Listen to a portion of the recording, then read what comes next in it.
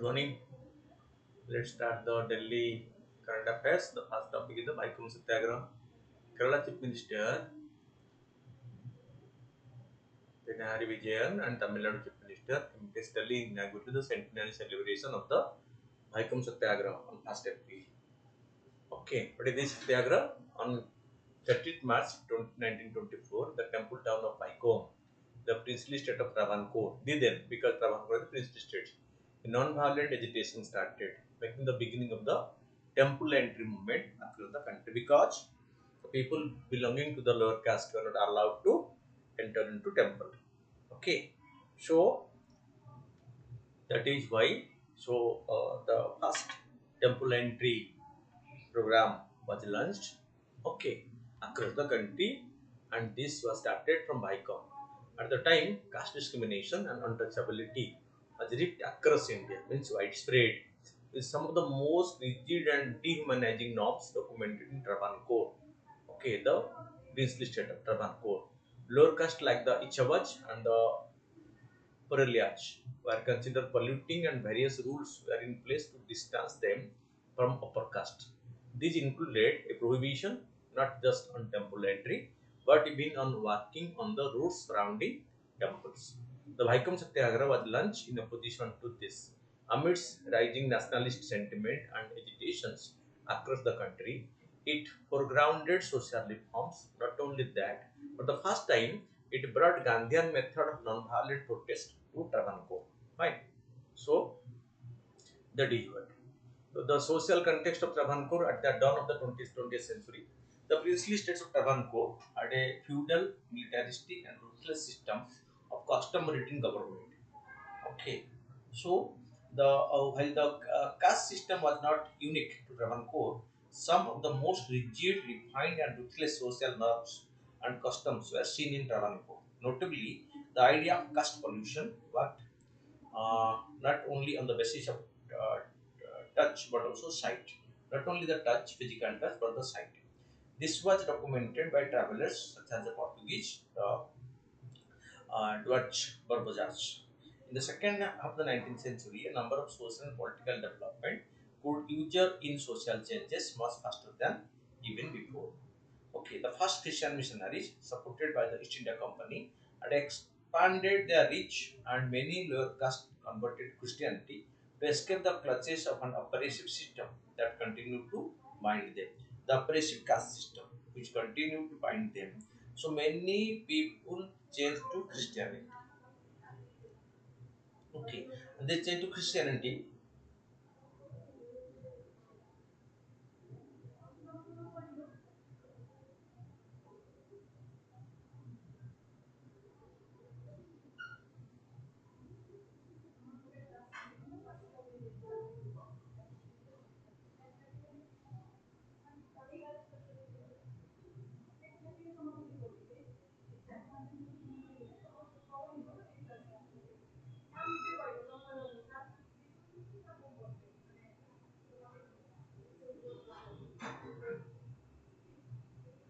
Okay, so the belief system. Okay, first Christian missionaries supported the East India Company had expanded their reach, and many lower castes converted to Christianity.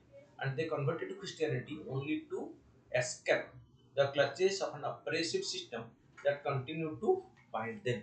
That is why this was the situation, social situation then.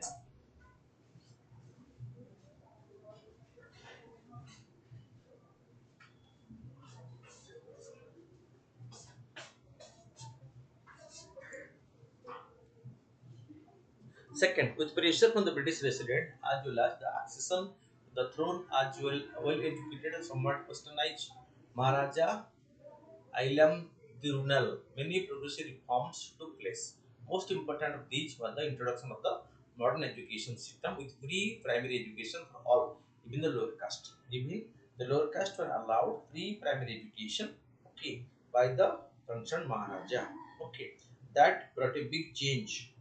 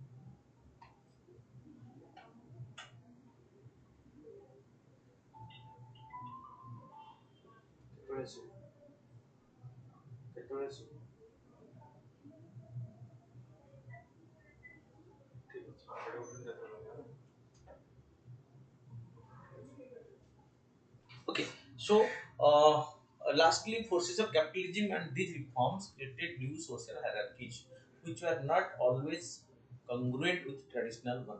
At the dawn of 20th century, there began to emerge among caste Hindus, Christians, and even the Avarna Hindus, especially Ichabaj, a significant educated elite. So, among the Ichabaj, who were considered untouchables in the society, so many among them became educated.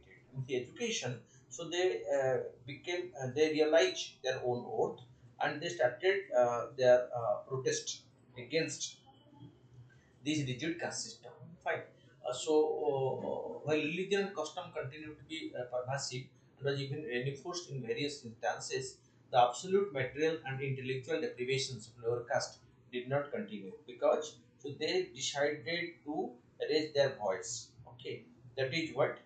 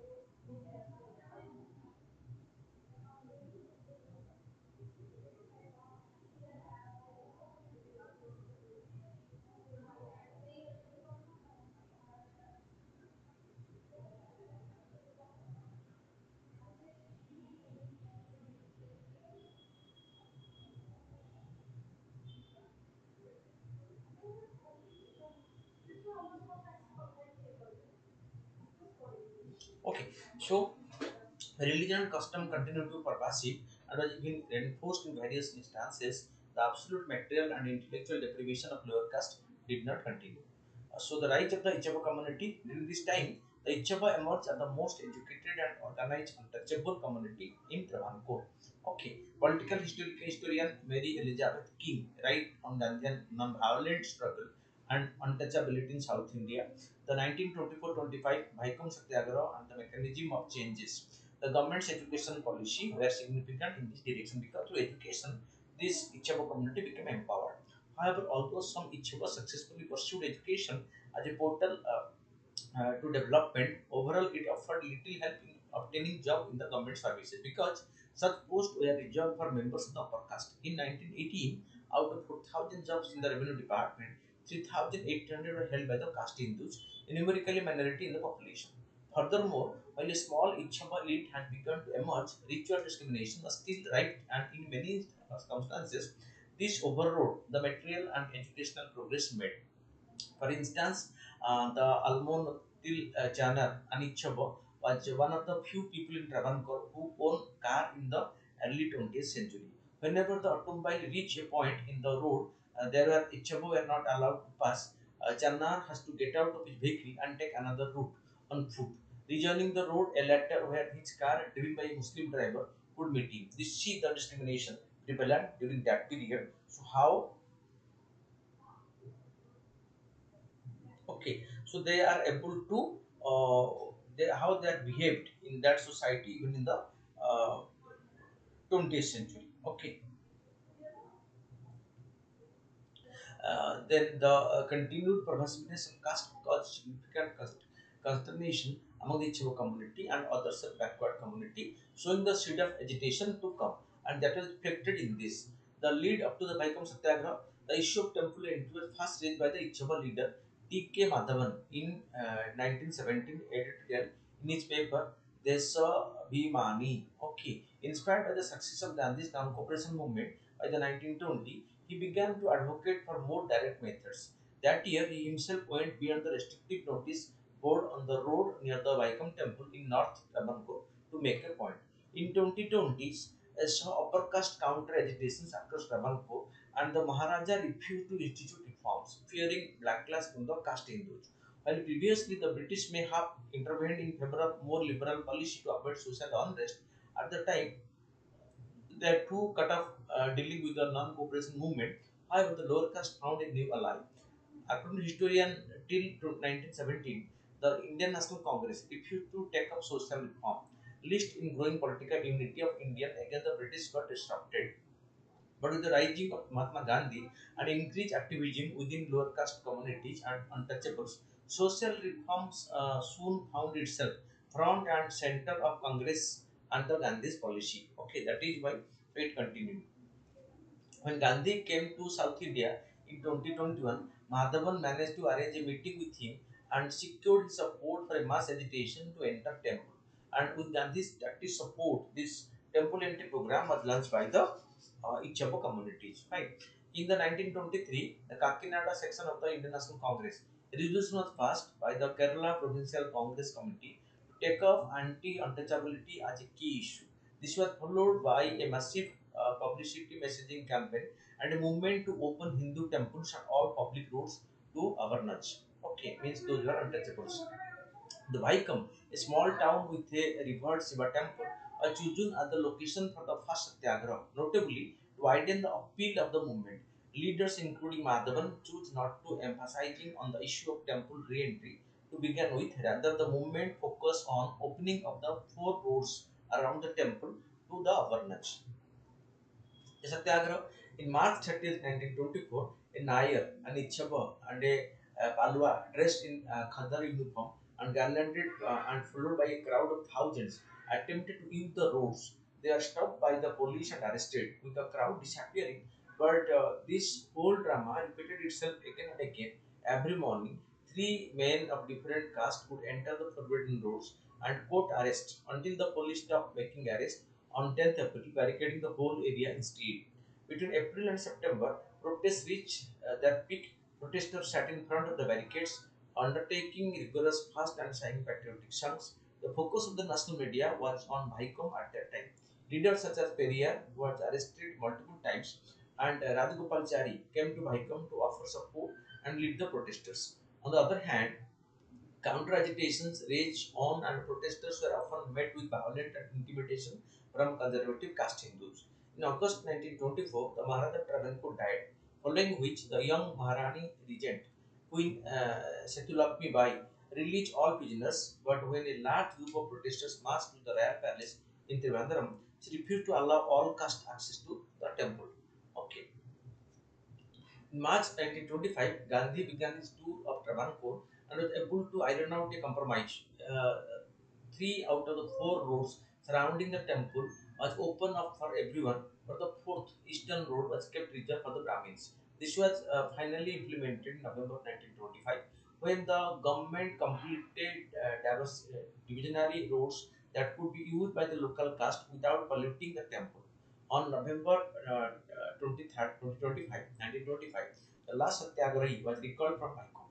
The legacy and aftermath that such a strong and colorful movement continued for over 600 days non-stop through social pressure, police crackdown, and even natural disasters. In 1924, Vaikom witnessed one of the largest flood in its record history. In and of itself, it admirable. Furthermore, the Vaikam Satyagraha was previously unseen unity across caste lines, which was crucial for the continued mobilization. The need to Satyagraha was resulting in a compromise which may not could not digest. It could lead to a rift within the Congress, with Ferrier famously falling out with the Gandhi over the issue.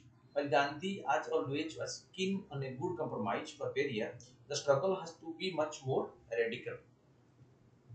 Historian M.R. Manmathan argues in temple at the site of struggle, social reforms, religious symbols, and the politics of nationalism in Kerala, that though the Bhaikam Satyagraha, the leadership of the Congress was able to coerce the caste Hindu to compromise on the question of temple entry as the only viable means to ward off religious conversion, which challenged the very survival of the Hindu community.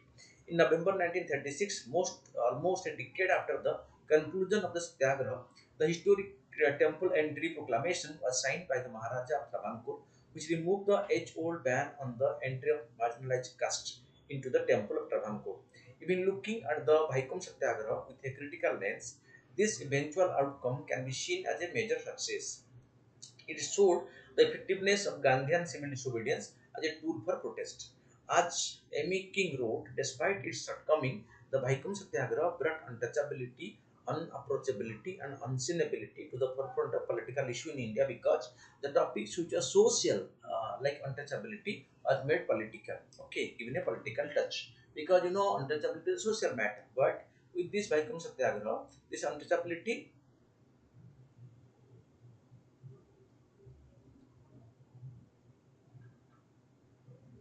get a political touch, and this is what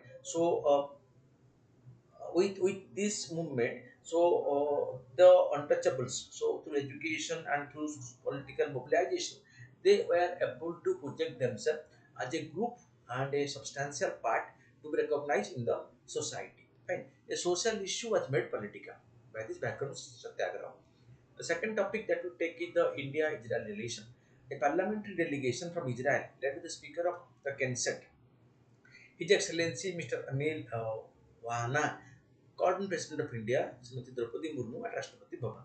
The political relation: India and Israel are strategic partners. India announced its recognition of Israel in September 17, 1950, once the state was created. Regular embassies were opened in 1992 and full diplomatic relations were established between the two countries. Because India is a major supporter of the Palestinian issue, but simultaneously we want to rebuild our relationship or establish a strong relationship with Israel. So in 1992, full-fledged diplomatic relations was established and India opened its embassy in Israel. India and Israel celebrated 30 years of relation of bilateral ties to full diplomatic relationship in 2022, because in 1992 they established diplomatic relation, and 2022 is observed as the 30th year of establishing diplomatic relationship.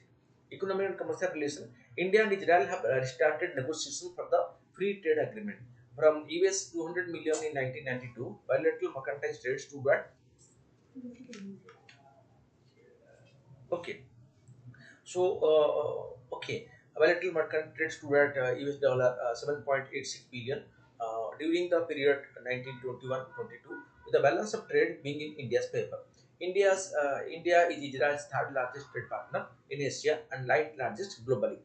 Though bilateral trade is dominated mainly by diamonds and chemicals, recent years have witnessed an increase in the trading arena such as electronic machinery, high-tech products, communication system, medical equipment, etc. Apart from defense, India continued to be a focus country for the Israeli government's increased trade efforts. Major export from India to Israel includes pearls and precious stones, chemicals and mineral products, machinery and electrical equipments, textiles and textile articles. Major export from Israel to India includes pearls and precious stones, chemical and mineral products, machinery and electrical equipments, base metals, defense machinery and transport equipments. Because Israel being a advanced country in technology and especially in defense technology, India imports a lot from Israel. Top 10 items to export from Israel to India: precious metals, pulse 273 million, jewelry, cotton 59 million, organic chemicals. Okay, so textiles, apparels, plastics, edible fruits and nuts, man-made staple fibers, electricity, machinery and equipments, coffee, tea, spices. Okay, and in 2020, minerals and fuels and oils, precious metals, pulse and jewelry, electrical machinery, equipments, organic chemical, plastics, steel and aluminum products, arms and ammunitions, 89 million, textiles and apparels, nuclear reactors, 56 million, pharmaceutical also including 44 millions. Fine.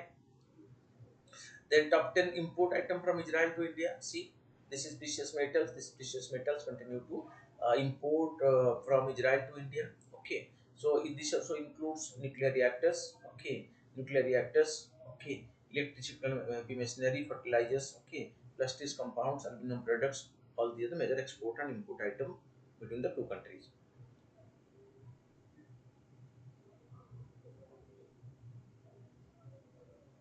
Then defense and security, a relationship of cooperation has developed to where India is now the largest consumer of Israeli military equipment. Military equipments to India after Russia. So this shows that how close we became.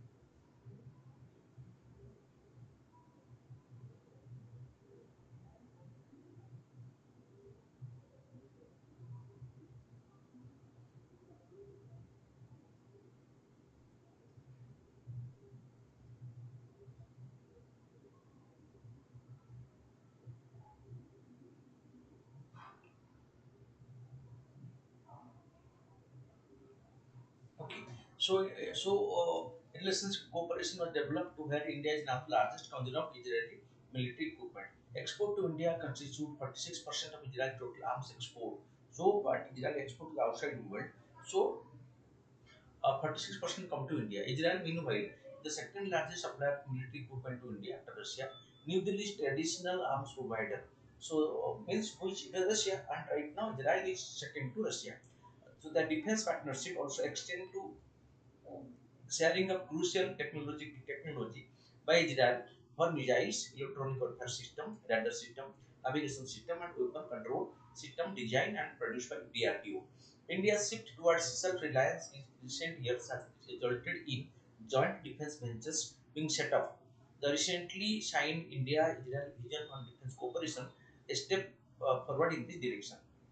State-of-the-art arms systems such as Barak S-8 surface-to-air missiles, Sky Strikers drone, and Trabor assault rifle are some of the products of the co-production and development initiative undertaken by the two countries. As part of the regular goodwill visit, the Indian ship, three Indian naval ships from the Western fleets made a port on call in Haifa in May 2017. India participated in the multilateral air exercise Blue Flag 2021 held in October 2021 in Israel. Blue Flag is an initiative by the US. Innovation Startup and National Central and Indian International Center for Entrepreneurship and Technology signed a bilateral program to accelerate innovation and tech cooperation in 2020. India's Defense Research and Development Organization DRDO and Israel's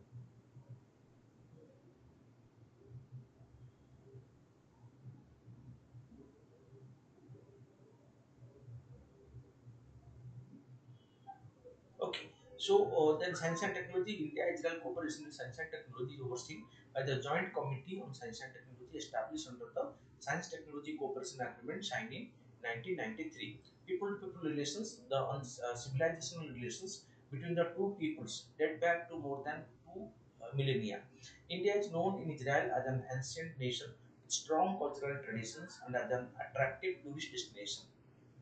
India and Israel signed a cultural exchange program for 2020-2023 in 2020 to facilitate bilateral cultural exchange spanning all fields of art and culture, including youth exchanges. Right. So these are approximately 900 Indian students studying in Israel, mostly at the doctoral and postdoctoral level. Indian community, there are approximately 85,000 Jews of Indian origin in Israel. So they have of Indian origin and they have been settled in Israel as part of the settlement policy, who are Israeli passport holders. That means these Indian origin people have been invited by the Israel and they have taken Israeli citizenship, hold the passport and stay there. Right. Indian community, there are approximately 85,000 Jews. There are approximately 900 Indian students studying in Israel, mostly at the doctoral and postdoctoral levels. The hyphenation at work, India's partnership with Israel has clearly flourished once it started to actively dealing the Israeli-Palestine conflict from its relation with the two parties. The current government has made conscious effort to make both relationships directly visible, less linked to one another, while ensuring that neither enjoy a veto against the another. An example of this was seen when Prime Minister Modi did not combine his 2017 visit to Israel with one-to-one Palestinian Authority in Ramallah, but close to make a separate visit in 2018. At the same time, India has continued principal support for a Palestinian state. It has been voted against Israel on numerous occasions in favor of the Palestinian state. So, it shows that for India, both Palestine and Israel are important, and depending upon, so India is more focusing on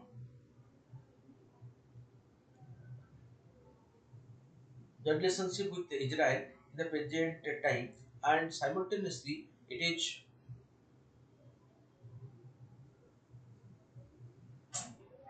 okay.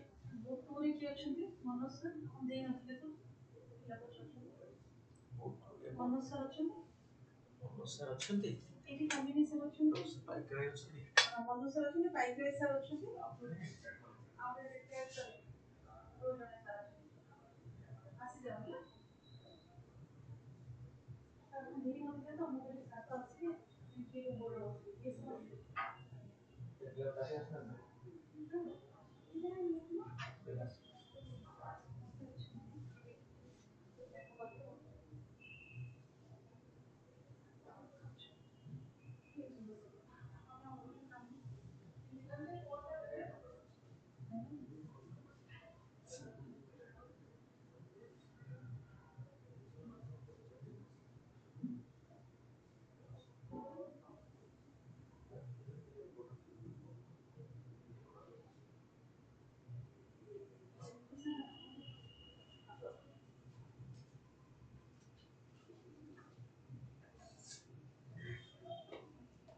Okay. So a comprehensive free trade agreement that includes trading services could give a boost to the economic relationship. In the water sector, India can capitalize on Israel tech to develop a centralized platform for waste solutions catering to different regions. In the cybersecurity domain, the focus can shift to deepening A2A collaboration through joint doctoral fellowship, academic to academic, while encouraging the private sector to play a more active role in the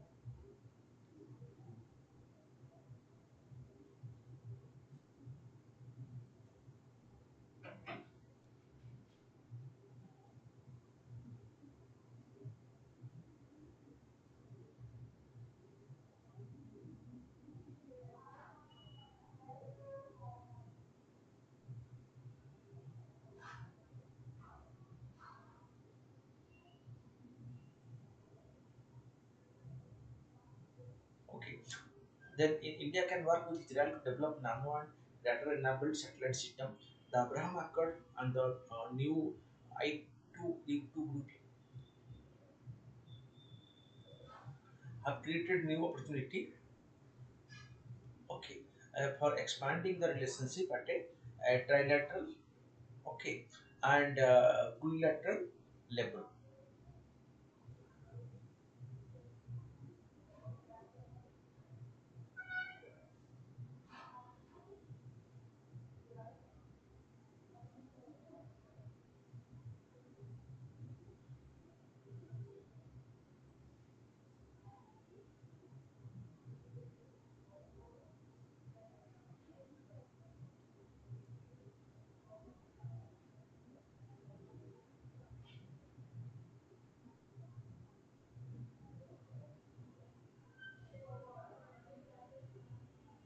Okay, so the Abraham Accord, so I2, U2, I includes, so India, Israel, uh, then U2 includes USA and that UAE. Okay, this is a new grouping.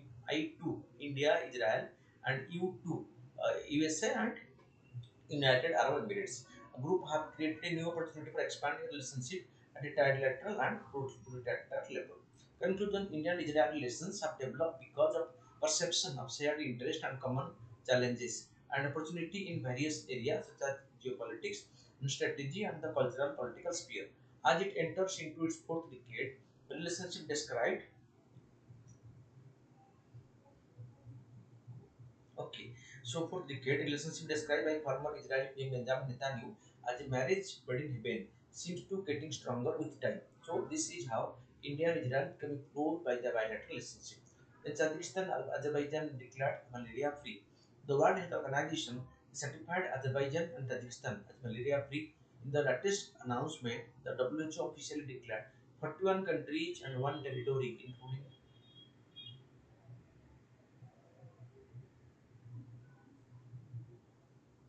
okay, including two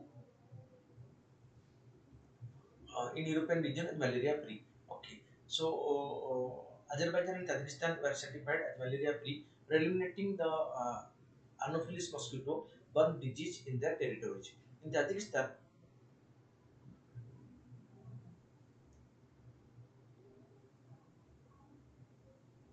and Azerbaijan,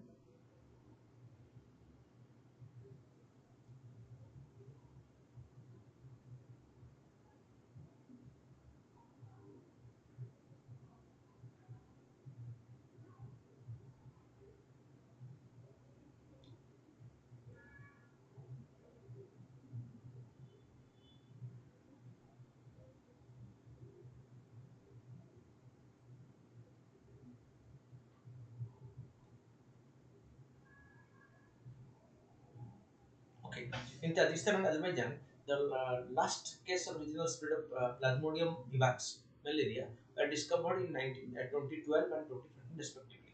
Certification of malaria elimination is the official recognition by WHO of a country's malaria-free status.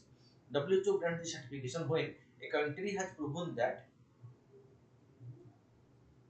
the chain of local transmission by Anopheles mosquito has been interrupted nationwide for at least the past 3 consecutive years.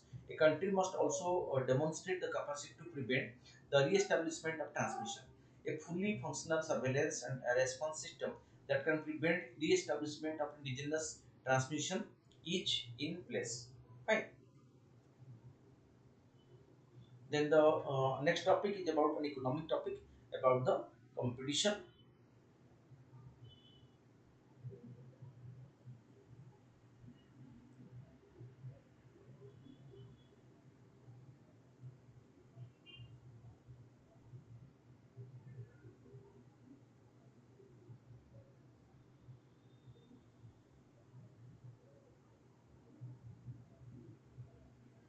Okay. The lower house of the parliament passed the Competition Amendment Bill 2023, which seek to amend the Competition Act 2002. The bill seek to amend the Competition Act 2002 to regulate mergers and acquisitions based on the value of the transactions. The proposed amendments, what is there? The Act prohibits any person or enterprise from entering into a combination which may cause a appreciable adverse effect on competition. Deals with transactions value of more than 2000 crore will require the Competition Commission of India's approval. The bill proposes to reduce the timeline for the Competition Commission of India to pass an order on which transaction from 210 days to 150 days. For classification of combination, the Act defines control as control over the affairs or management by one or more enterprises over another enterprises or group. The bill modifies the definition of control as the ability to exercise material influence over the management, affairs, or strategic commercial decision. So from the MRTP, monopoly and restrictive trade practices to competition. So government has changed a lot, and this competition commission has been created to promote competition on fair and ethical ground. The bill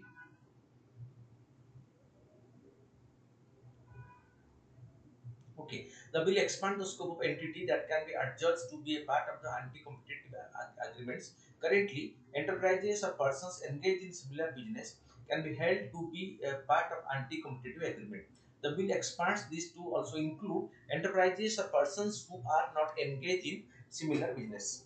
The bill provides a framework for settlement and commitment for faster resolution of investigations of anti-competitive agreement and abuse of a dominant position.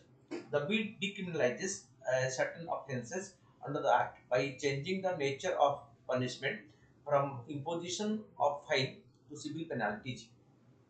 These offers includes failures to comply with orders of the CCI and direction of the Director General related to anti-competitive agreements and abuse of dominant position.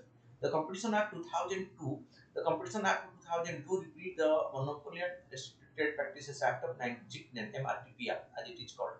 Before the Competition Act was enacted, there are no provisions in India regulating competition or prohibiting anti-competitive agreements because earlier was controlling monopoly but not promoting competition. But in the new situation, we started.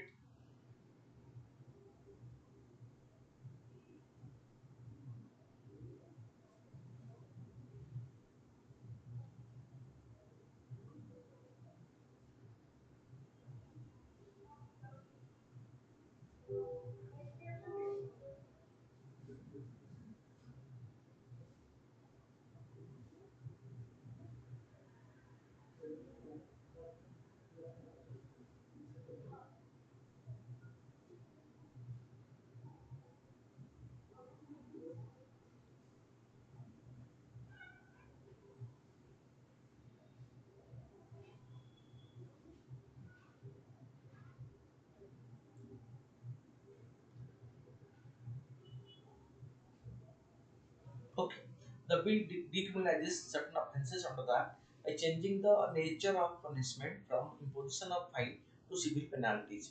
These offences include failure to comply with orders of the CCI and direction of the Director General related to anti-competitive agreements and abuse of dominant position.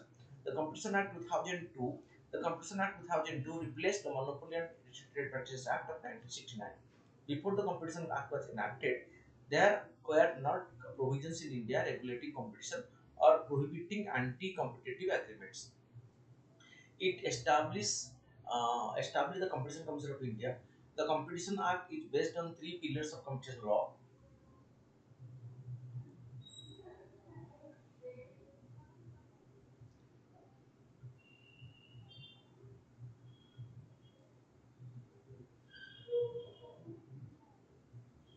Okay, the Competition Commission of India, Competition Appellate Tribunal, the National Competition Policy.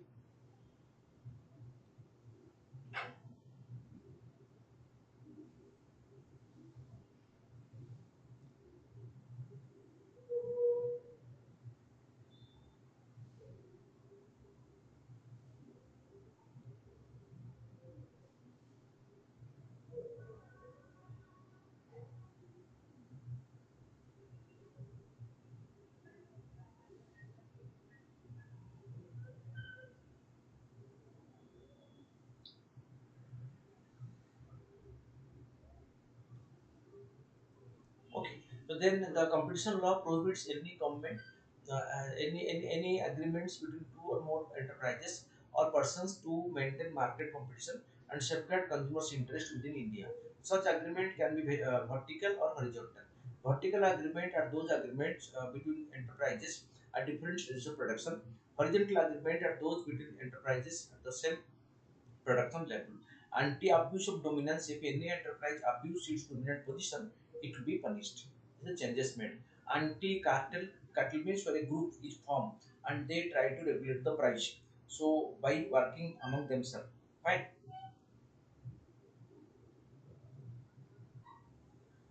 The commission will decide on merger and acquisition only if it does not harm competition in the market. To secure transparency and avoid any misunderstanding between the enterprises or individuals, an enterprise shall inform the Competition Commission of India regarding their dealings that are likely to affect competition in the market before taking such action or entering into such agreement. Then coming to the question of the day, in recent times, Indian polity has witnessed a growing trend of using ordinances to bypass the legislative process. Critically analyze the impact of this trend to the governments of the country. So, you see, Constitution of India laid down the power of the executive, legislature, and judiciary. The legislature is responsible for enacting law, and the executive is responsible for implementing them. However, in recent times, the Indian polity has witnessed a growing trend of using ordinances to bypass the legislative process. Article 123 of the Indian Constitution grants the President the power to promulgate ordinances. An ordinance is a law promulgated by the President of India on the advice of the Union Cabinet. The Parliament is not in session. Article 123 mentioned about the ordinance making power of the Parliament. An ordinance is a law promulgated by the President of India on the advice of the Cabinet, Union Cabinet, when the Parliament is not in session. The precondition is Parliament is not in session. The matter needs an or that importance that is to make a law. So the law is to be made. So who will make the law? So who will make it?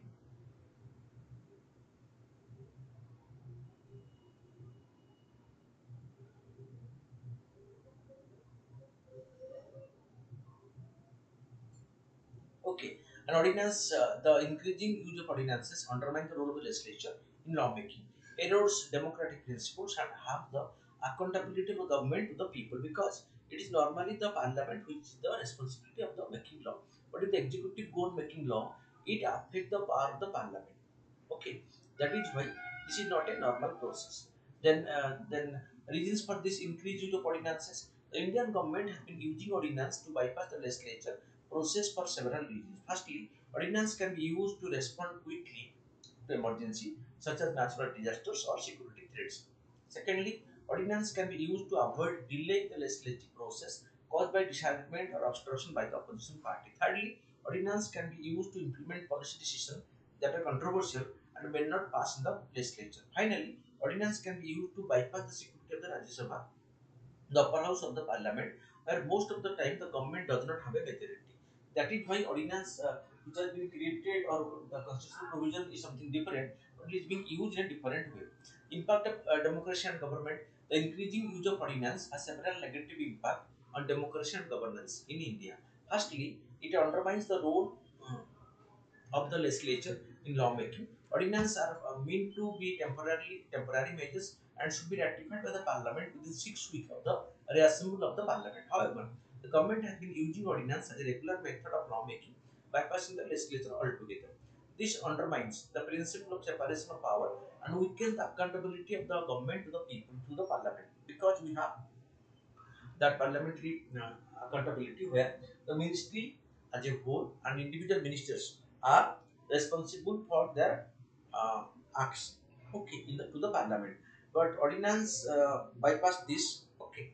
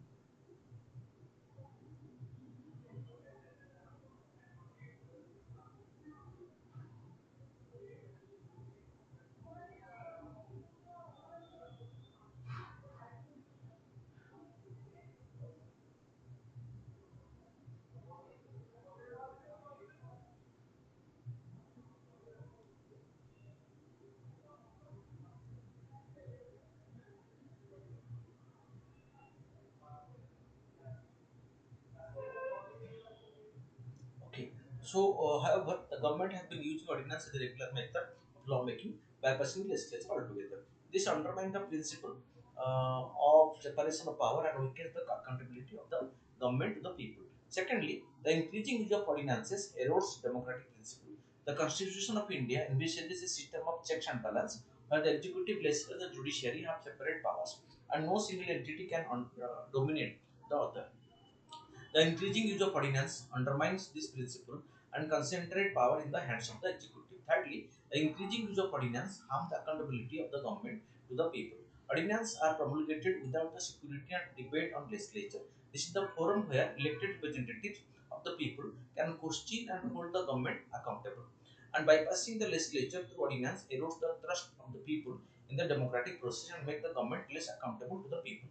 Conclusion: the increasing use of ordinance to bypass the legislative process is a worrying trend in Indian polity. Ordinances are meant to be temporary measures to respond to emergencies, but the government has been using them as a regular method of lawmaking. This undermines the role of legislature in making law, erodes democratic principle, and harms the accountability of the government to the people. The government should use ordinances when and only in cases of emergency and should rely on the legislative process to enact law that reflect the will of the people. Okay, then coming to the question, the reference to Competition Council of India constitutes the following statement. It has the power to regulate its own procedures. It has the power to impose monetary penalty upon violation of the Competition Act 2002. It has the power to pass an interim order for any act where there has been abuse of position by dominant parties which adversely affect the competition in the market. Here, both all the three are correct. One, two, three. B is the right answer. Consider the following statement: Azerbaijan and Tajikistan were certified as malaria free for eliminating the Anopheles mosquito-borne disease in their territory. The only criteria for declare malaria free is that if a country has proven that the chain of local transmission by Anopheles mosquito has been interrupted nationwide for at least the past three consecutive years.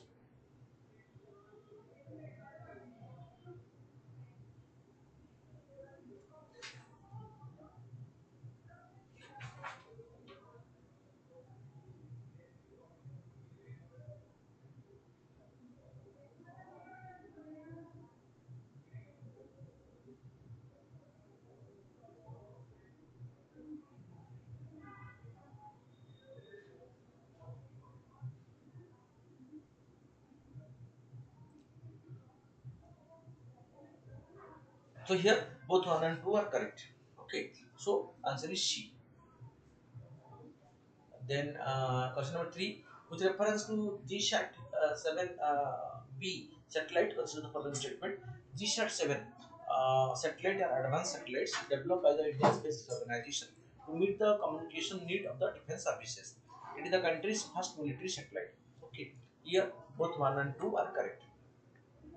Linux Ubuntu system is a gunfire control. Okay, answer is C. Then consider the following statement about the Corporate Debate Market Development Fund. It proposed CDMDF will have an initial purpose of 30,000 crore contributed by mutual funds. This fund will, which will be set up in the form of an alternative investment fund. This fund is guaranteed by the National Credit Guarantee Company, and the facility will be managed by the National Stock Exchange. So here only two is correct.